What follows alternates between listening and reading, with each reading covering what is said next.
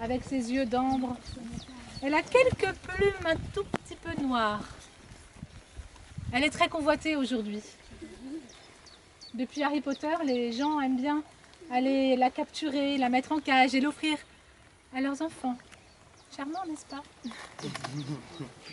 Surtout les princes, les gens qui ont de l'argent, car ça vaut des milliers et des milliers d'euros. Ça ne sera pas pour nous. Heureusement. Ce marchand d'oiseaux avait donc une belle cage en osier et dedans une belle chouette harfant des neiges. Et puis un jour, il dit à sa chouette: « Alors, ma chouette, je vais partir en voyage dans ton pays d'origine, là-bas, en Sibérie. Est-ce que tu veux que je te ramène quelque chose ?» « Ben, j'aimerais beaucoup que tu me rendes ma liberté, » lui dit la chouette. « Ouf, oh, ça tu rigoles, ta liberté, t'es tellement belle, je vais te garder, je vais pas... » Ah non, non, mais non. Alors, si tu veux bien aller dans la taïga où j'habitais, la grande et grande forêt de sapins là-haut, de bouleaux, et va dire à tous mes amis les oiseaux et à toute ma famille que tu me retiens enfermée dans cette cage. Va leur dire. Et dis-moi ce qu'ils t'ont dit. Alors le riche marchand va en Sibérie, et puis il va dans la taïga, dans la forêt de sapins et de bouleaux, là où la chouette lui avait dit d'aller. Et puis il crie à tue-tête: « Hé les oiseaux, vous savez que je retiens en cage chez moi l'une de vous. Elle est belle. Eh bien elle m'a dit de vous dire qu'elle allait rester jusqu'à la fin de ses jours enfermée dans ma cage, ma plus belle cage que j'ai faite. C'est pas beau ?» Et juste à ce moment-là, pouf, il y a une chouette harfant des neiges, tout comme celle qu'il a chez lui, qui tombe inanimée à ses pieds. L'homme est un peu choqué, on dirait qu'elle est morte. Il n'ose à peine la toucher.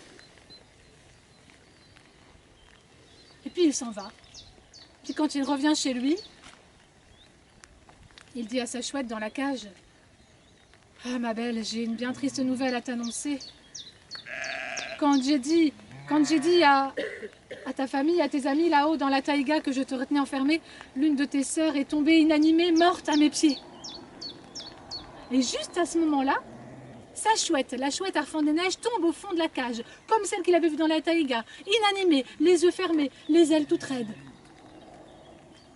Le marchand, quand il voit ça, il a le cœur qui se brise, il ouvre la cage, il prend sa belle chouette, il la pose au bord de la fenêtre, là où il y a un rayon de soleil. Pour la dernière fois, il la contemple. Et elle, le rayon de soleil, ça lui titille les plumes. Elle ouvre un œil, un autre, et elle s'envole par la fenêtre grande ouverte sur l'arbre qui est juste à côté. Et puis elle rigole, elle dit: « Ah ah, eh bien, ce que tu avais pris pour une mauvaise nouvelle, c'était une très bonne nouvelle pour moi.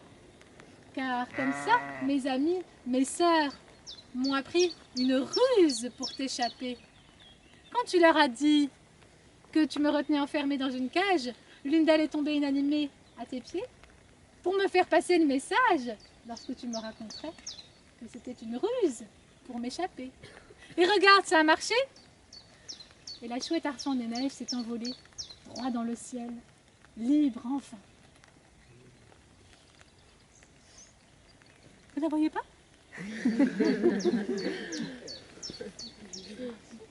Tu la vois, elle se confond blanc sur blanc. Gris, gris sur gris.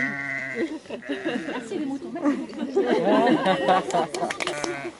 Voilà, tout à fait, Marie a tenu à le signaler. Oui. Hein, parce que